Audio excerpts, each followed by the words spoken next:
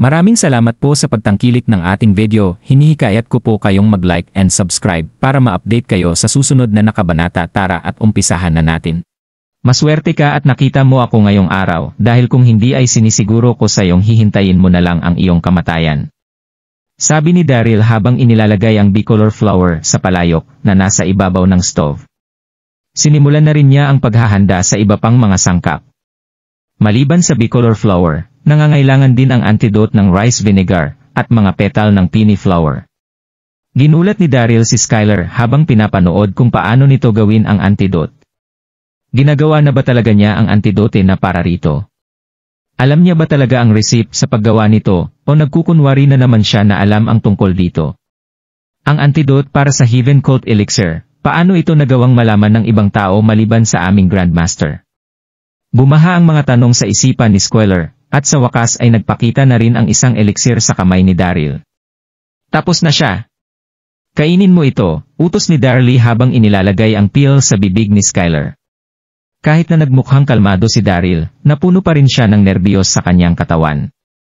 Sa sandaling hindi gumana ang pill na ito at namatay si Skylar, siguradong iisipin ng mga disipulo nito sa labas na pinatay niya si Skylar. Siguradong hindi ito magiging maganda para kay Daryl.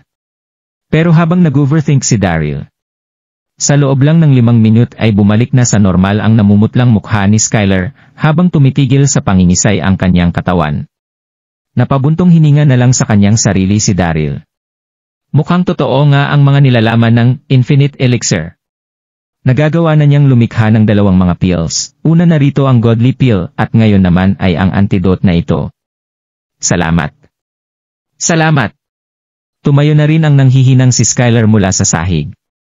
Pero hindi inasahan ni Daryl ang mga susunod na pangyayari. Agad na lumuhod si Skylar at lumuha sa kanyang harapan.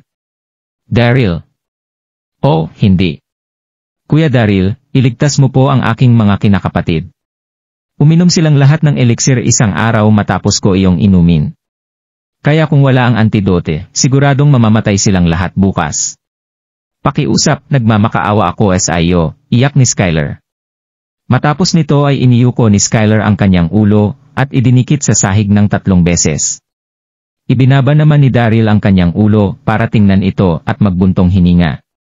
Sa totoo lang, hindi na ganoon kaganda ang naging impresyon niya sa Heaven Cult. Dahil gaya nga ng sinasabi nila, napupuno raw ng kasamaan at bayolenteng mga tagasunod ang kultong ito. Pero habang tinitingnan niya si Skylar, na nagmakaawa sa kanya para sa kanyang mga kapatid, alam niyang pinaninindigan nito ang kanyang mga sinabi. Dahil bilang isang master na may mataas na level, nagawa pa rin itong lumuhod at magmakaawa para sa buhay ng kanyang mga kapatid. Nadala si Daryl sa mga ginawang ito ni Skylar. Naimpress ako sa ipinakita mong pag-aalala para sa iyong mga kapatid, Skylar. Pero para makagawa ng antidote, mangangailangan ako ng isang importanteng ingredient.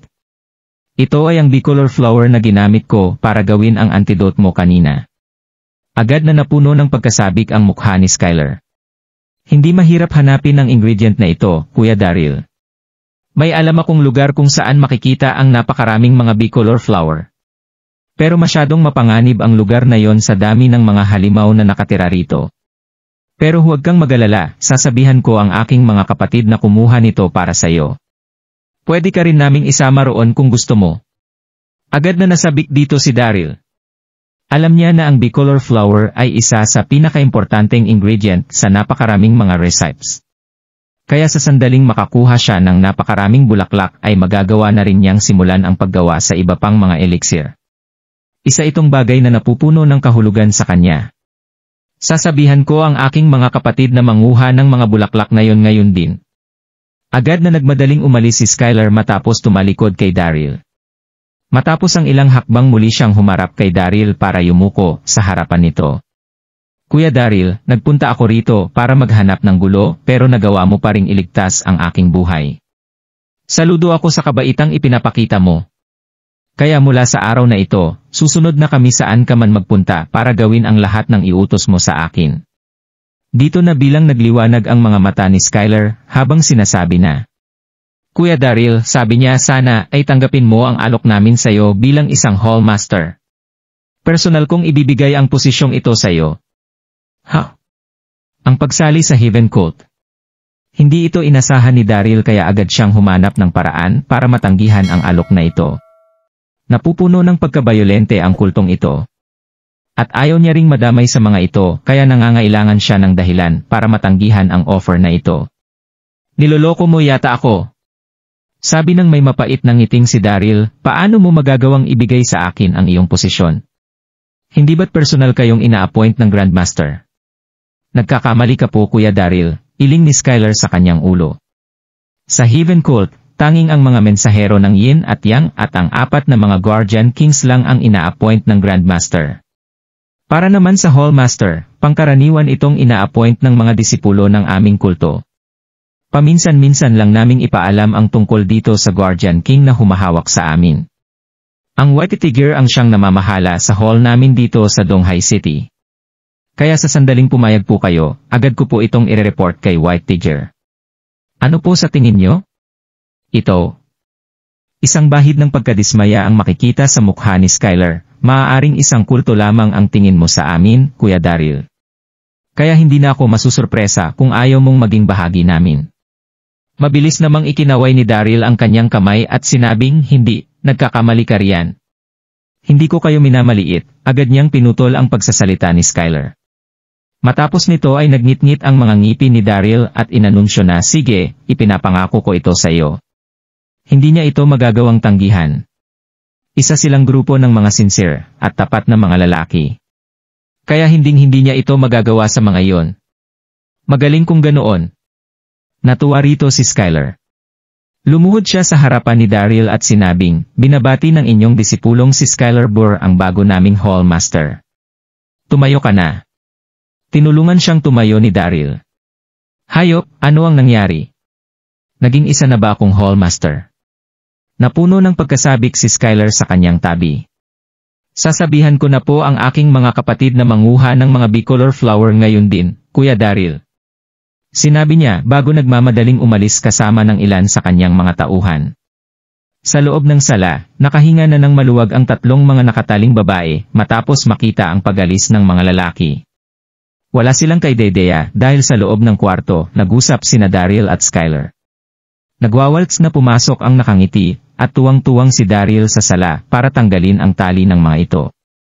Mas tumindi pa ang kanyang determinasyon, matapos makasama ang 3 mga babaeng ito na nasa kanyang harapan, na hindi umakit sa kanya. Kasalukuyan pa ring nakatali ang mga ito. Habang naglalakad palapit sa mga ito, unti-unting lumakas ang mahinang amoy na nagmumula sa mga ito.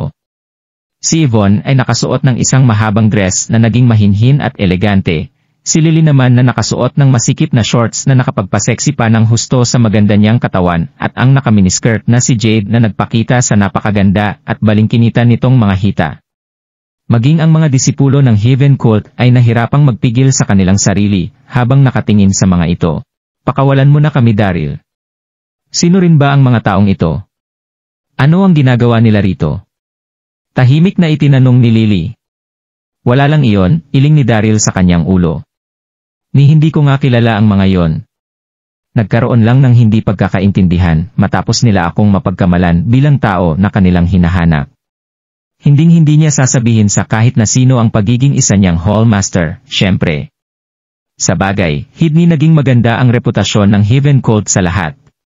Habang tinatanggal ang tali ng tato, narinig nilang bumukas ang pinto na agad sinundan ng matinding galit. Daryl. Ano sa tingin mo ang ginagawa mo? Tumingin siya sa pinto kung saan nakita nila ang ama ni Yvonne na si Kingston Young. Tumayo ito sa pinto habang ipinapakita ang nagdidilim nitong mukha at napupuno ng takot at galit nitong mga mata. Bahagyang gumalay ang dulo ng kanyang mga mata nang dahil sa kanyang mga nakita. Oh, Diyos ko! Naku po! Napahawak na lang si Kingston sa kanyang dibdib habang humihinga ng malalim. Ibinagsak niya ang kanyang bag sa sahig habang sinasabing, alam ko naman kung gaano naka-open-minded ang mga kabataan ngayon, pero ito ay, sadyang mali. Naku po! Sumigaw si Kingston habang hawak ang kanyang dibdib at humihinga ng malalim. Mula noong mga bata pa lang sila, pinalaki na niyang konserbatibo ang kanyang mga anak. Pero ngayon ay nagulantang siya nang makita ang pagsali ng masunurin niyang anak sa mga ganitong klase ng gawain. Kasalanan itong lahat ng iyong ama. Kasalanan ko itong lahat. Napaatras ng ilang hakbang si Kingston habang tumitirik ang kanyang mga mata at halos mawalan na ng malay sa kanyang kinatatayuan. Uncle Young! Agad na itinigil ni Daryl ang pagtatanggal sa tali ng tatlo, agad na lumapit kay Kingston para maagapan ang pagbagsak nito. Ano ang nangyayari sa kanya? Masyado nang matigas ang ulo ng lalaking ito. Isip ni Daryl. Natuwa siya rito pero wala na siyang nagawa sa naging reaksyon ni Kingston sa kanyang mga nakita. Sa mga sandaling ito ay halos magliyab na sa pula ang mga pisngi ni Yvonne, Lily at Jade na nakaramdam ng matinding kahihiyan sa kanilang mga sarili. Pero hindi pa rito nagtatapos ang lahat. Biglang nakita ni Kingston ang mga gamit na tissue sa coffee table ng kanilang sala. Dito na siya tuluyang sumabog. Isang tissue na mayroong kulay puting likido. Daryl, ikaw. Dito na namutla ang mukha ni Kingston habang nanginginig ang kanyang labi. Tungkol na ito sa pinakaingatan niyang anak na babae. Paano magagawang dumihan ni Daryl ang purong pag-iisip ni Yvonne? Ang kanyang anak na si Yvonne ay isang babaeng may pinag-aralan, attractive at eleganteng babae na pinipilahan ng napakarami nitong mga manliligaw na gustong kumilala pa ng husto sa kanya. At ano nga ba ang maganda kay Daryl? Gaya nga ng sinasabi ng iba, isa lang siyang walang kwentang manugang. Ay! Uncle Young, huwag ka na pong mag-isip ng kung ano-ano. Mauuna na po ako sa inyo. Agad na nagmadali si Daryl na umalis sa bahay na ito. Buwiset! Kung hindi pa ako aalis ngayon, magagawa ko pa bang makaalis sa lugar na ito? At kung hindi pa ako aalis, malay ba natin kung kailan magsisimula ang lalaking ito sa paggawa ng kwento? Isip ni Daryl habang kinukuha ang gunting at mabilis na tinatanggal ang tali ng mga babae. Pero dahil sa pagmamadali ay hindi niya sinasadyang mahipuan si Yvonne. At sa kasamaang palad ay wala na siyang oras para maramdaman ito. Agad na isinama ni Daryl sina Lily at Jade na parabang lumilikas sa isang sakuna. Matapos umalis ng mga ito, hinawakan ni Kingston ang kanyang dibdib habang nanghihinang sumasandal sa sofa. Dad, huwag ka na pong magalit. Na-misinterpret niyo lang po talaga ang mga nagyari. Agad na nagsalita si Yvonne para magpaliwanag. Sige, bakit hindi mo sabihin sa akin kung ano ang nangyari? Well, isang grupo po ng lalaki ang biglang pumasok sa bahay. Mahinang ikinuwento ni Yvonne ang buong pangyayari mula una hanggang huli. Pure ang hindi niya alam ay kung ano ang napag-usapan ni Daryl at Skylar sa loob ng kanilang kwarto. Isang grupo ng mga lalaki ang pumasok sa ating bahay para itali kayong tatlo. Wala silang ginawa na kahit ano at umalis ng ganoon-ganoon na lang. Matapos marinig ang pagkukwento ni Yvonne, agad na nagpakita ng mas matinding pagkadismaya si Kingston. Iniisip mo ba na isa akong mangmang Yvonne? Paano mo nagawang magsinungaling sa akin? Dad. Makinig ka sa akin, Yvonne. Alam kong open-minded na masyado ang mga kabataan ngayon sa tindi ng inyong mga creativity sa mga bagay-bagay. Pero huwag mo sanang kalilimutan na ikaw ang tagapagmana ng pamilya Young. At mayroon na ring asawa si Daryl.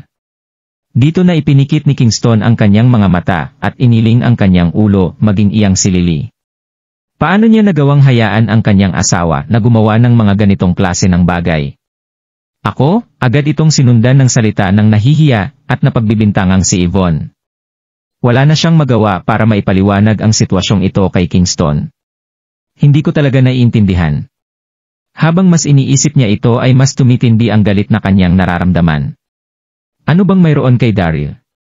Maliban sa kakayahan niyang tumingin ng mga antike, ano pa ba ang ibang mga bagay na kaya niyang gawin? Sumuko na si Yvonne sa pagdepensa sa kanyang sarili. Tumayo na lang siya sa tabi ng kanyang ama at tahimik na nakinig dito. Pero kung gusto mo talaga siya, wala na akong magagawa kundi irespeto ang iyong desisyon bilang iyong ama sa isang kondisyon. Dapat muna siyang makipag-divorce kay Lily at lumayo sa isa pang babae na si Jade, tama ba? Dapat siyang maging loyal sa'yo. Ano ang mga pinagsasabi mong iyan, Dad? Kailan ko ba ginustong ipinadyak ni Yvonne ang kanyang mga paa habang namumula ang kanyang mukha?